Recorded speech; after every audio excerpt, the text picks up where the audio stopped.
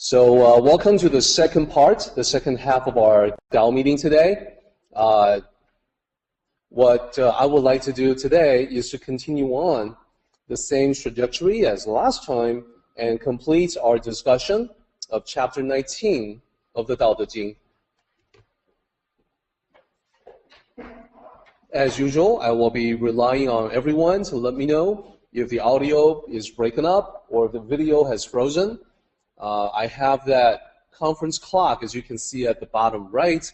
Those of you that are tuning in, connecting over the internet, if you see that the second is not changing, that just means that the presentation has frozen, the screen share has frozen, and I probably need to take some sort of action to get it going again.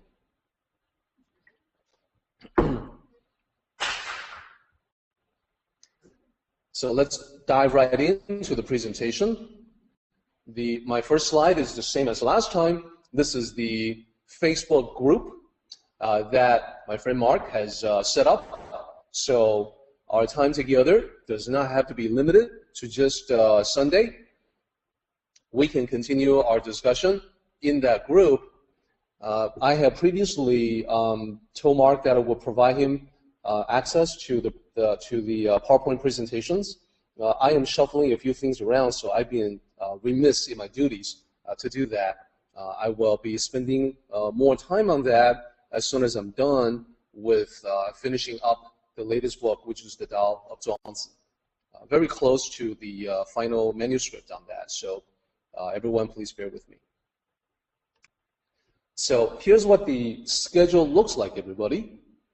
So as you can see, we talked about chapter 19 last Sunday, and today is the second half of that. Next Sunday, we're going to be talking about chapter 20, obviously, and then so on. It looks like we have a long string of unbroken meetings. So chapter 20, 21, 22, etc. The overall plan for this year is to cover the first half of the Dao De Jing. That was the request that I received before. When we complete the first half of the Dao De Jing, I will pause and sort of take temperature on where everyone would like to go beyond that. If everyone says, you know, we really would like to see half, please continue, then I can go ahead and do exactly that. Even though I've gone through the Dao De Jing several times now, every time that I go through it, it's always a new experience. I learn something new, and I have something new to say about it. And if people are wanting to explore something different, you know, previously I started discussing another sutra, Qing Jing Jing, so that could be another possibility to get into. Either way, we will assess the situation. We'll cross that bridge when we come to it. Later on, I would also talk about my plans for 2014. For now, though, what I would like to do is to fly through the first part of our discussion of chapter 19 as a recap, and then go into the final part of chapter 19 to wrap up that discussion.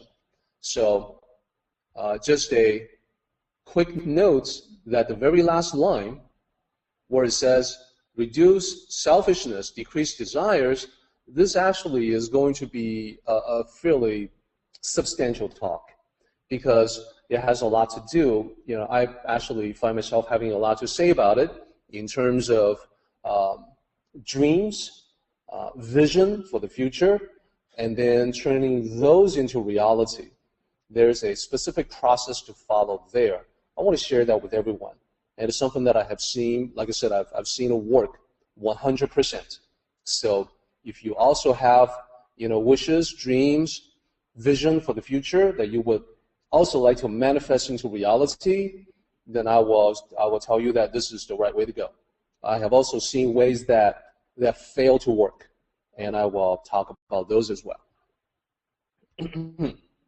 So previously, what we did was that we divided up chapter 19 into two halves.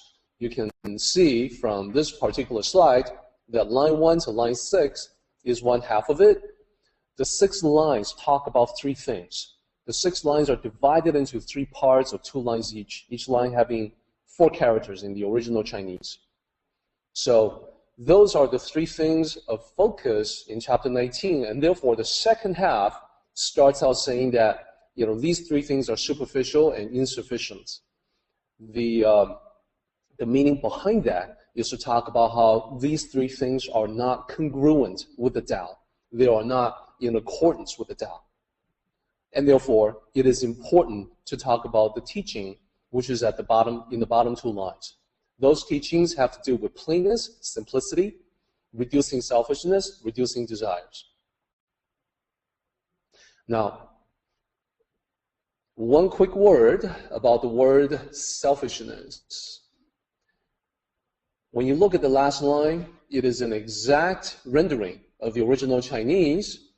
I will talk about those later on when we come to it in great detail. But basically, the first character is translated as reduce, second character is translated as selfishness, third character decrease, and then desires.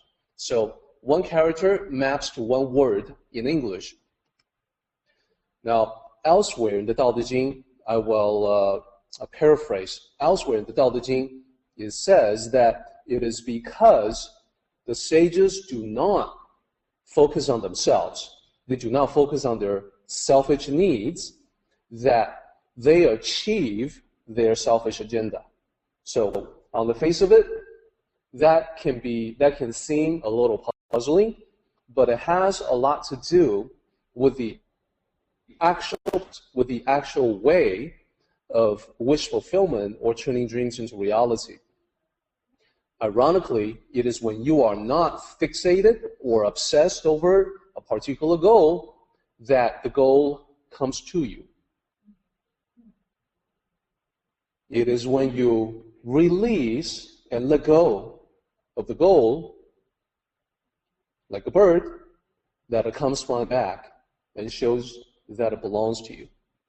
So I'll talk about that in more detail as we continue on. Last time I had this particular slide. This is the recipe that I offer to handle situations where you feel like you're about to fall into the trap of arrogance. This is one of the most difficult topics in Tao cultivation. It's difficult because it isn't the people that don't get it that fall into this trap. It is the people that are very smart, that really get it, that have an easy time to understand everything. Those are the people likely to fall into this trap. They find it easy, they look around, they see other people do not find it quite as easy, they look upon them with disdain. There you go, the beginning of arrogance. So this process, the 7 steps, I'll send that off to Mark later on, so we can hopefully have it on the group in Facebook. But basically, you just have to remember chapter 2 for the first part, that you look upon people with disdain because they have less than you do, but if they have less, it also means that you have more. And when you have more, you have to keep in mind that you do not earn any of the more things that you enjoy. So let me share with you an article that I recently read. It's written by a Chinese writer living in Europe. She has European friends, and she had an experience that shook her up a little bit, so she wanted to relay that experience by writing about it. So in the original Chinese, what she said was that she visited with her friend, and she saw that her friend had a adorable daughter, only like 4 or 5 years old, and so she was playing with this little girl, and making, basically doing the baby talk, the noises, and also saying to the little girl, "You are so pretty. You have such beautiful eyes. And look at your hair, it's so pretty." And this was heard by the little girl's mom. So for this Chinese lady, in any other setting, she would not expect anything but a positive response from the parents. In this particular case, this parent said to her, "Excuse me, can I speak with you for a moment?" So the lady is like, "Oh yeah, sure. What? Yeah." And her host is like, "Not here, in the kitchen, now." So she's like, "What? What's going on?" This is unusual. She seems, her host, the little girl's mom, she seems so serious. So she's like, "Oh yeah, no problem." So they go off on the side. And the mom is telling her that, I don't want you to say that to my little girl. That is a big no-no. Okay? So she's like, "I'm sorry, what are you talking about?" And the mom says, "What you just said about her being pretty, about her eyes, about her hair, I do not want anything like that to be said to her ever." And now, you guys can imagine, I mean, we see this all the time, don't we? "Oh, you're so cute," right? We see this all the time. So why did the mom object to this? And the mom explained, she's not being unkind. She's being gentle but firm. She explained that when I raise her up, I do not want her to feel entitled for all the things that she was given. Maybe natural good looks, maybe anything that's genetically related. It's important for me to teach her that the praise that she gets, she has to earn by the things that she does. If she wants to do things well, then she deserves praise. But if she was born pretty, then no, I don't want that to be in her mental makeup. That I deserve all this entitlement because, I'm pretty. Don't hate me because I'm beautiful, So finally, it made sense to her. And so she's like, "Oh, I'm sorry. I did not realize, but that makes perfect sense, And you want to raise a child who's not conceited. That's a very praiseworthy and laudable goal, right?" But the mom wasn't done yet. The mom says, "Now you have to go back and you have to apologize to her." Okay, she did. And this made such a big impression that she wrote up about it. And she's also questioning how most parents are the opposite. That they're constantly praising little kids, little girls and little boys, not on things that they have accomplished or things that they have worked hard to learn, in which case it is indeed praiseworthy, but on things that were simply given to them, that they really didn't deserve in a sense, because it's not something that they have worked for. Does that make sense to everybody? So it is the same idea that we're talking about here. It's a deeper level of understanding where if you find yourself in a position to look upon other people and then realize that I have more education than you, or I have more intelligence than you, I have more motivation than you, or whatever that is, then you got to realize that ultimately it was not something that you had decided before you were born. You were not in a position to decide before you were born. So whatever it was that you were given, it's a gift, it's a blessing. It is something that was given to you more than was given to other people, and that alone should cause you to feel the deepest humility and gratitude ever for being given these gifts. So when you experience gratitude, one thing magical that happens is that it automatically causes the arrogance to be dissolved into thin air. You will not be forcing yourself to be humble. You will not be suppressing your arrogance. That's not the way of the Tao. The way of the Tao is clarity. And when you have clarity, you find that you are in a naturally humble state. Naturally humble and naturally grateful. So that's what this is all about. This is my recipe for this is the antidote to hubris. So I'm spending a little bit more time on this because, as you can probably guess, I feel that this is important. This is a great challenge because our meeting, frankly, anyone that discovers the Tao and is delving into this level, listening, making the effort to listen every Sunday, I already know a lot of you guys are really smart people. And that's why it's important for us to talk about this.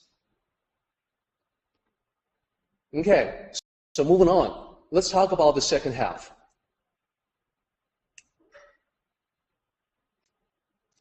Now, the second half begins with these three things. So then what I want to do is to be very specific on what the three things are. And so I list them here. Sagacity and knowledge. Usually we regard them as good things.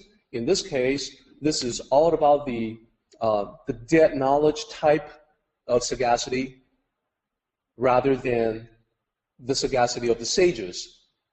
It's a focus on book knowledge at the expense of real life experience. And it's one of the things that can lead to arrogance. I'll talk about the specifics on what people do when they're in the grips of this kind of arrogance momentarily. Benevolence and righteousness. This is the table slamming, self-righteous, demands to be good. So one thing that I did say last time was kind of harsh, but I stand by that statement, and that is every Sunday all across the country, there's plenty of condemnation of evil and wickedness, but the source of that condemnation may themselves be sources of that same wickedness that they have, that they are denouncing, even now, even as we speak.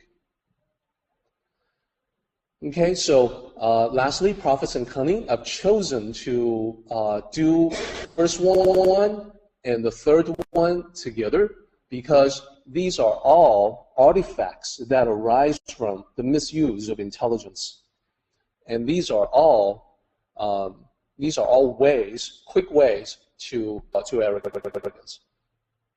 So, deceptive practices, cheating, stealing, robbing, lying, half-truths, misleading statements, these will all generate karmic consequences.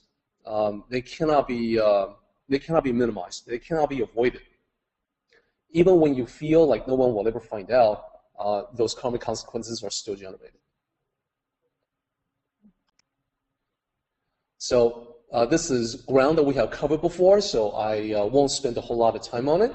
So the three things I'm pointing out in the text of chapter 19, what the three things are, and then so here you can see the sagacity, the knowledge, the benevolence and righteousness, the cunning leading to unjustified profits. So important to for all of these to say that it isn't so that all kinds of sagacity and knowledge are bad. So the type of the kind of things that you learn, that you integrate into life, that you apply to everyday living, that is something that's very congruent with the Tao. Being benevolent and being righteous is also very congruent with the Tao. And here, the specific thing is that, let's focus on righteousness for a moment. The Tao is not a paradigm where fingers are going to be pointed at others to demand them to fall into line and to act in a way that is proper and good and righteous. Instead, in the Tao paradigm, the finger is pointed within always to demand oneself to be righteous and proper and good. So in a way, it's almost the very opposite to what we have come to expect in our world, in our reality. So when you hear Bill talk about how his real life encounter with some of the sages, when we traveled back in Taiwan, he was able to encounter some of them. He discovered that these people are incredibly wise, and yet they are so easy to get along with. They're so incredibly down to earth. They don't hold themselves above anyone else. Okay, so that is a manifestation of these real life sages having a very tough standard on themselves, but never applying that same strict standard to other people. So they accept other people exactly as they are. They're happy to see you. Now, do they think you're perfect? Well, of course not. They know that they themselves aren't perfect, and they do not expect perfection from other people either. They lay down the rules on themselves. They put the foot down on themselves, but never do so for other people. So their thinking is that other people, if they are conducting themselves in the right way in accordance with the Tao, it'll be very natural for other people to wish to emulate them. That's actually more powerful than you trying to discipline other people. So we're talking about like individual to individual interactions in everyday life. Keep in mind that if you have kids, if you are parents disciplining your children, if you are a teacher, the students are in your charge, that's a different scenario. Here we're talking about human to human interaction in society. So for that reason, that inner directed righteousness is very congruent with the Tao. So in the same way, when we talk about profit, if you generate a profit by providing something of value to other people, it's an exchange of energy that benefits all. That can be very congruent with the Tao as well.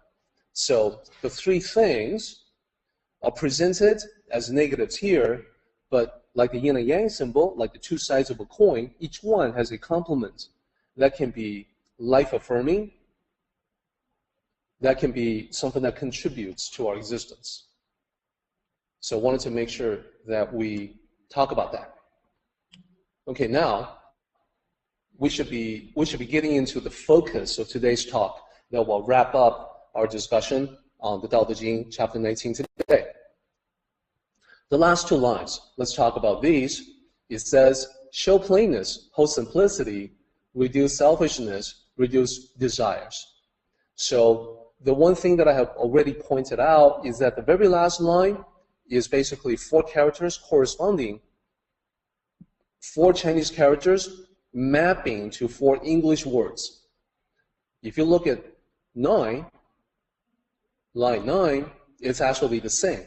It's 9 Chinese characters mapping to 4 Chinese characters mapping to 4 English words.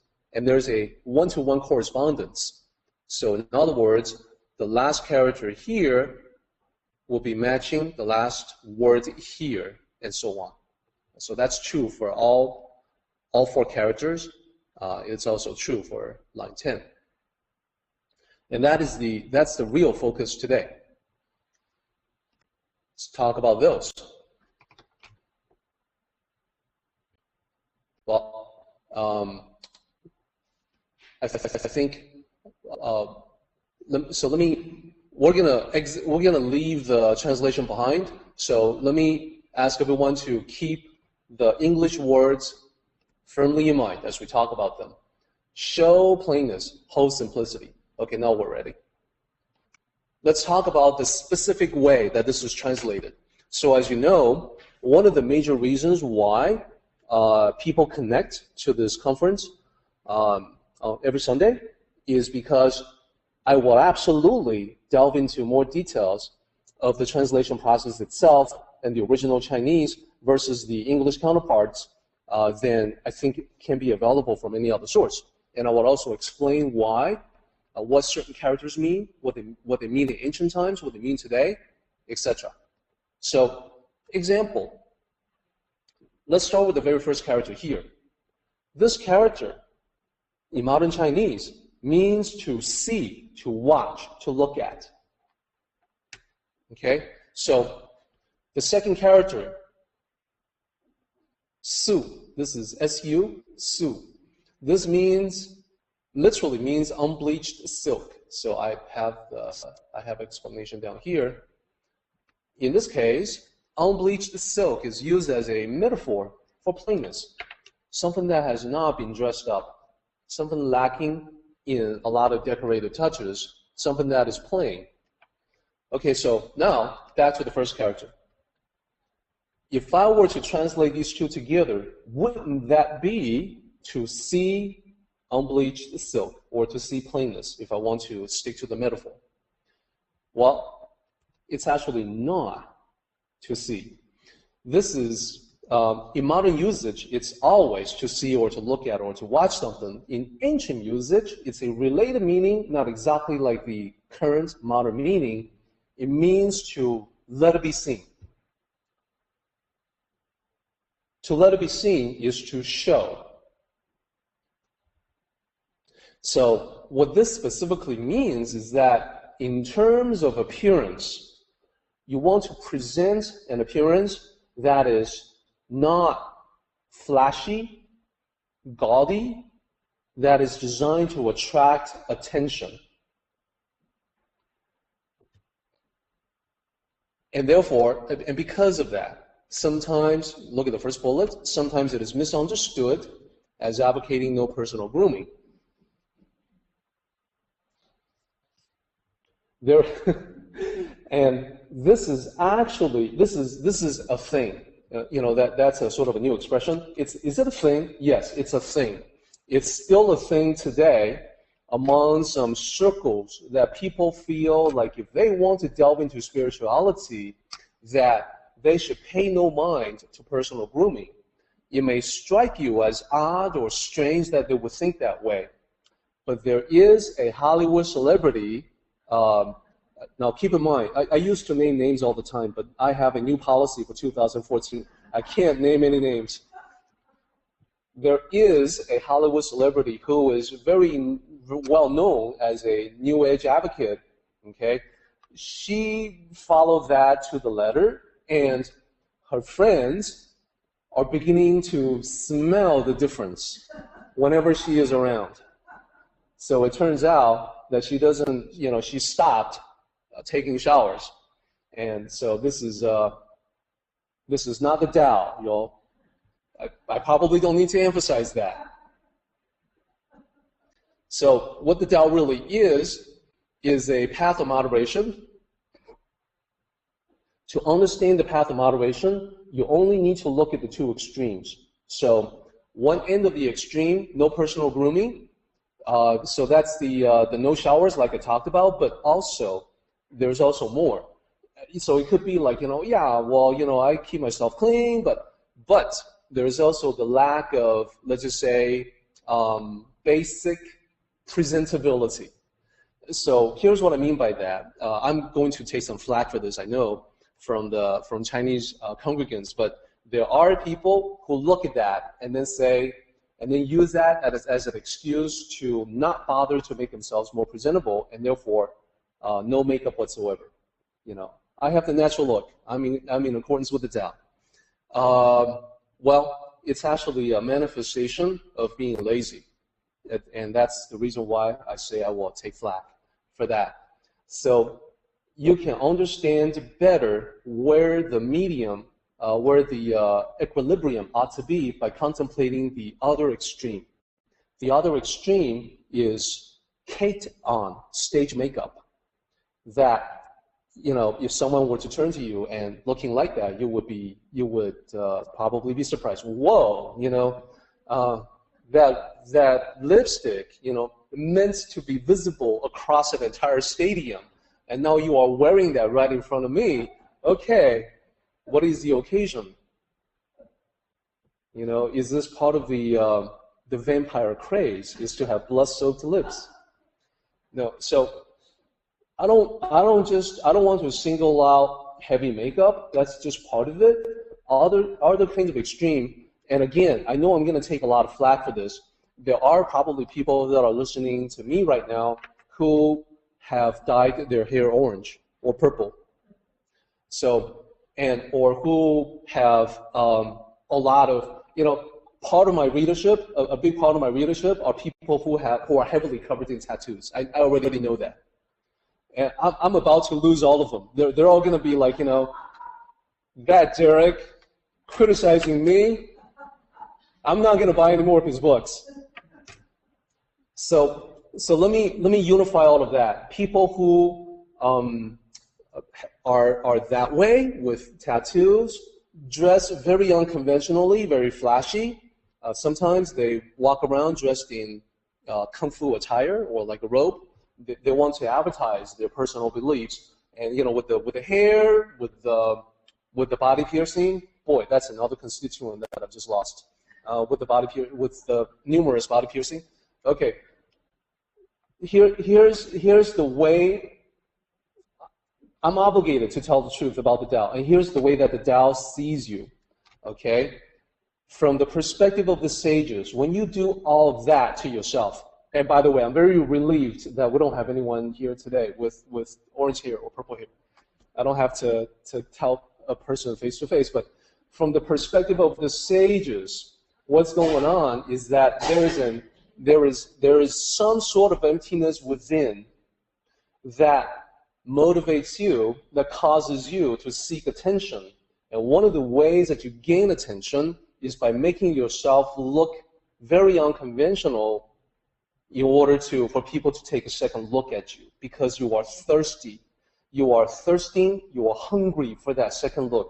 Any little bit of extra attention for you is something that you desperately crave. And when that is the case, the thing to do is not find even more ways to look even more bizarre, but get to the root of the issue and find out why there's that empty void in the first place that causes you to crave the attention. The attention that you crave, that's going to be a bottomless pit. You can never fill that up by seeking attention from external sources. You can only fill it up from within by understanding yourself. So the equilibrium between the hair, the tattoo, and the piercings, and no makeup, no personal grooming, is the middle ground where you are keeping yourself presentable, where you are keeping yourself healthy. And so I think this answers a question that I had from before, where one of the attendees said, but I enjoy looking pretty. You know, do I have to hold to plainness? And I would say that you can show plainness and still be absolutely beautiful. Now, in the Tao, you would want to both be physically presentable, and you would also want to focus on cultivating your inner self to let the inner beauty of elegance shine forth. It'll happen naturally. When you get to a certain point, it'll happen naturally. You can get to a point, some people have gotten to this point, it is unmistakable. When they walk into a room, you feel like the room is brighter. Okay, so let me also talk about this other character. So, Su, unbleached silk.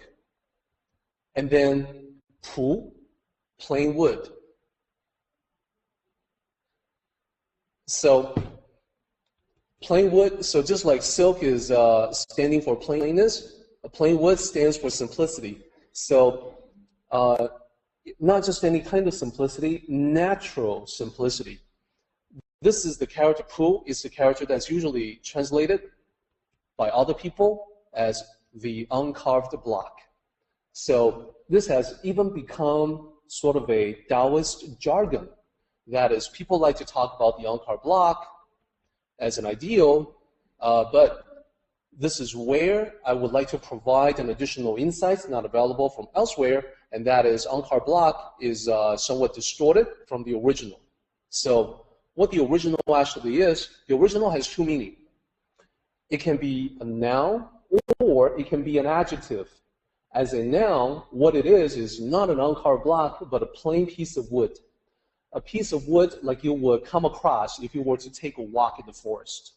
Okay, it's something that just occurs in nature, you know, untouched by human hands. That's what the noun is. As an adjective, it means something that hasn't been worked on, something that's natural and simple. So you could combine it with other characters to say plain. You could even combine it with the character for wood, and then you have plain wood, you know, which is a symbol of simplicity. You could combine it with the character for stone or rock. So that's just a piece of rock. That's just a rock or stone that you bring in from out in nature. It's been formed by nature. It hasn't been worked on by human hands, or even combine it with a character for jade, and then you have plain jade. Again, a piece of jade that hasn't been worked on. So the point here is that whenever you talk about the uncarved block, when you pick up a piece of wood out in nature that has never been touched by another human being, it could be literally any shape. It's something that's fallen off a tree. Maybe the tree has been struck down by lightning, or maybe a branch has broken off for whatever reason. So there's a piece of wood that you pick up. It could be any shape. By the time you have a block, whether it's carved or uncarved, some human person has already fashioned it into a block. Therefore, it has been touched by human hands. So it isn't bad as a beginning interpretation to lead people into the original meaning.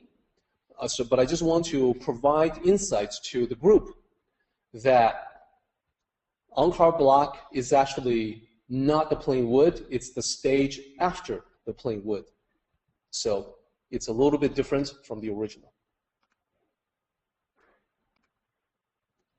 Okay, so a lot of this we have talked about. I spoke of the ideal being presentable and elegant. And I've also talked about avoiding drawing attention to yourself, flashy outfits, unconventional attire, outrageous hair, and excessive cosmetics.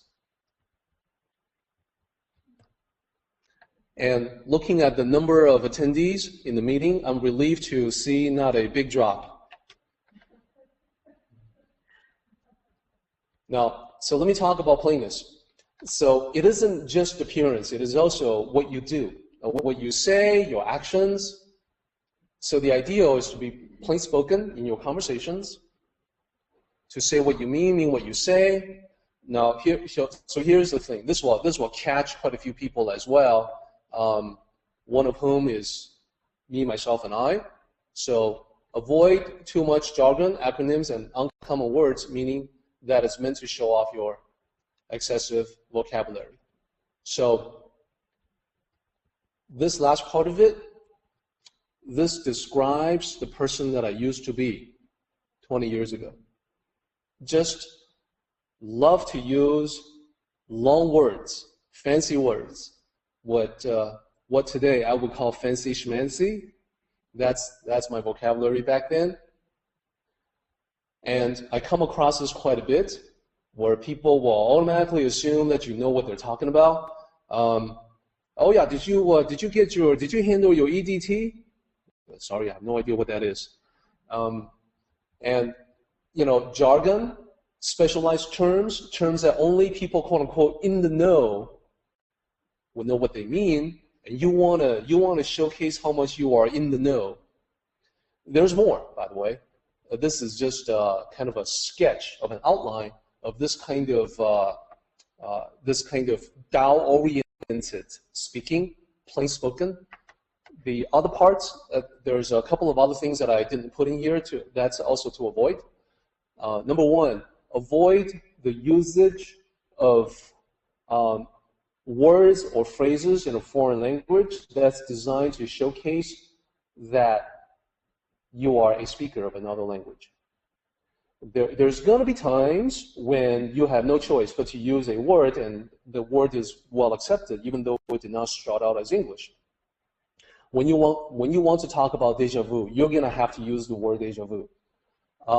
It has a specific meaning. There's no real good word to substitute for that. Using the word deja vu is not going outside of this guideline to be plain spoken. Now, there are people who will take it to an extreme and pepper their conversation with foreign phrases in order to showcase their level of knowledge. That, again, is arrogance at work. That, again, is seeking attention. It all goes back to the ego self and the craving for approval, external approval. Another thing to avoid is name dropping. Like, I talked to Alicia the other day. Alicia who? Oh, Alicia Silverstone. She and I go way back.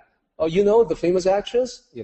name dropping is another way to do that. Again, designed to showcase your connections. These are all sourced in the ego, and they are all contrary to the spirit of the Tao, which is for simplicity and plainness. I'm going to move on before I beat that to death.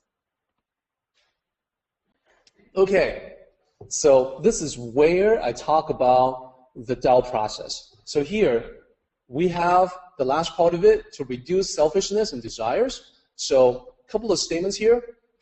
I'm going to start with the characters as usual. So that first character there, it means less or fewer. It means not as much. And then si, this means selfish. So to lessen selfishness is to reduce selfishness.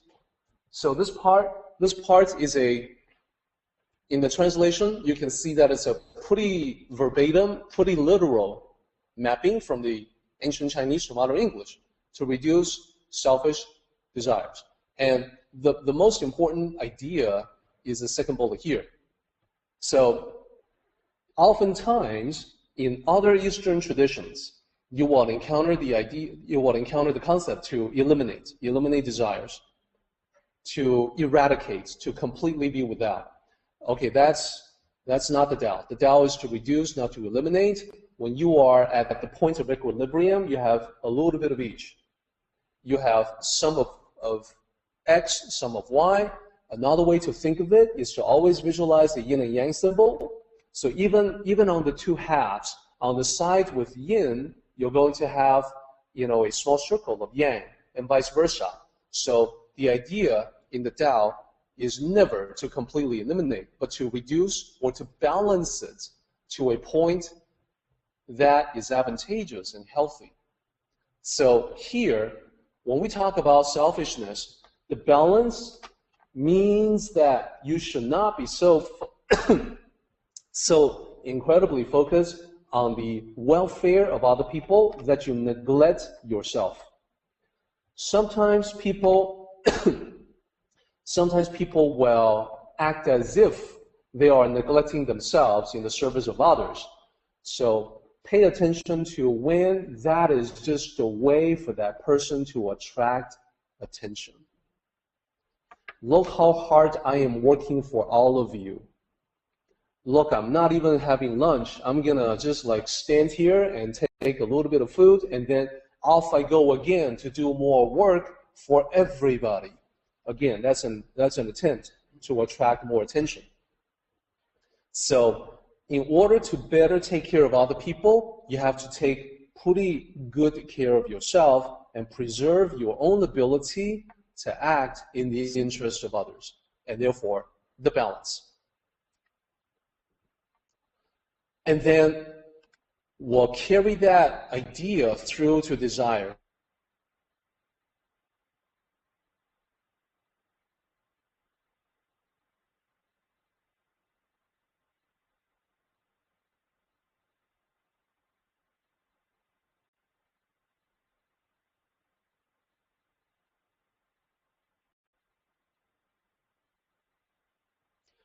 And here we touch on the emptiness within, once again, but from a different angle. For example, we have people, you probably know people like this, people who, when they're down, they go shopping. Okay, why? Material acquisitions will help them deal with the empty void that they feel within.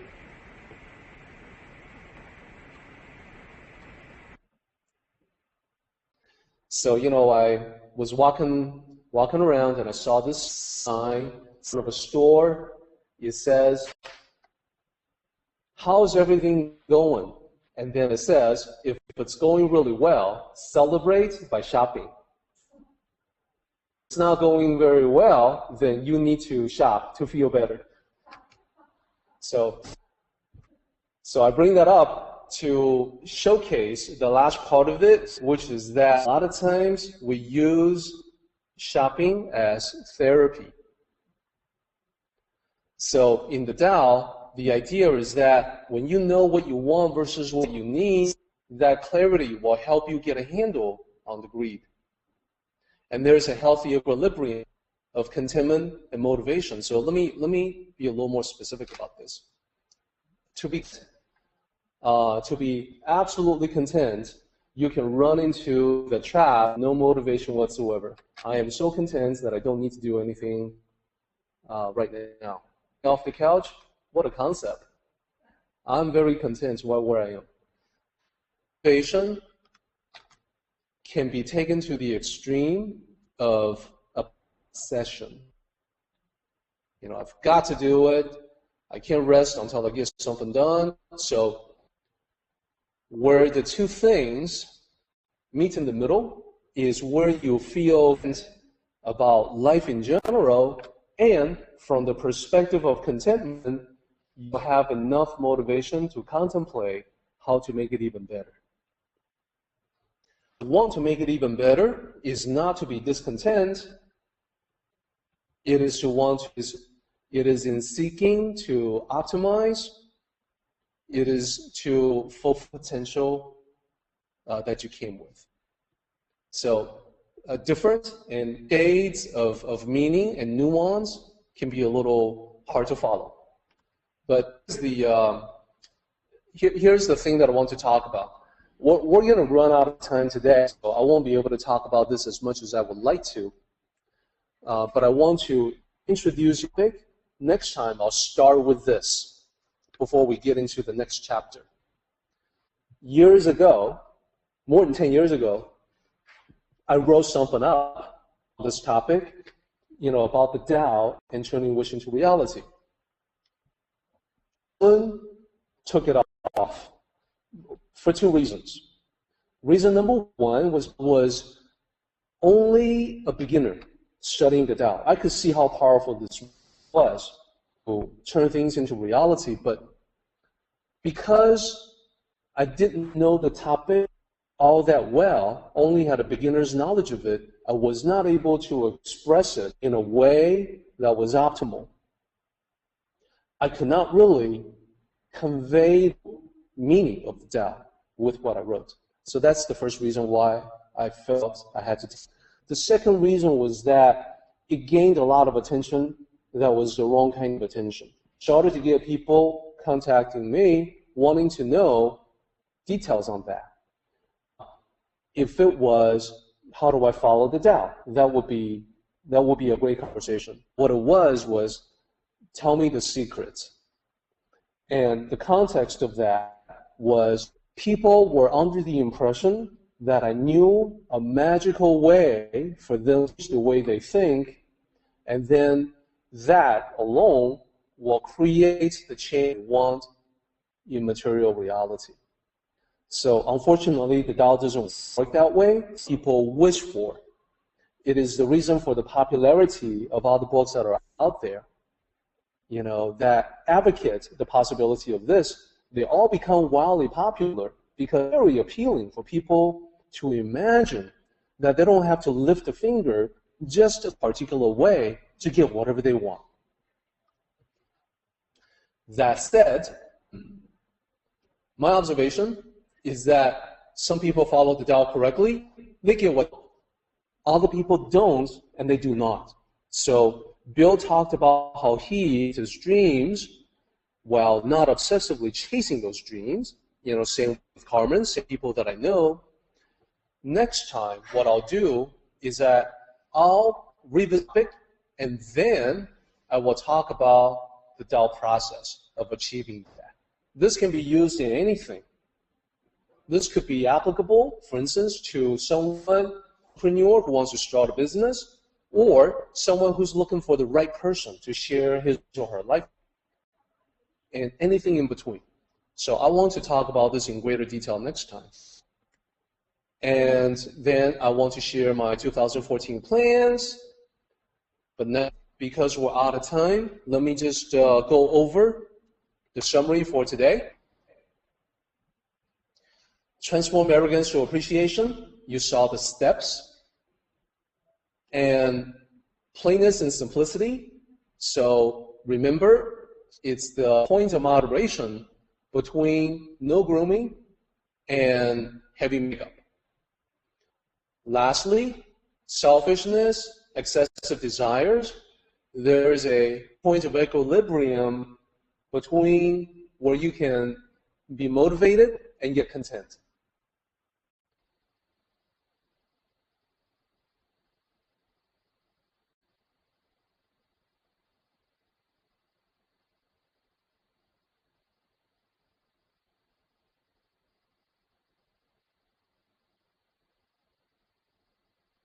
Mm-hmm.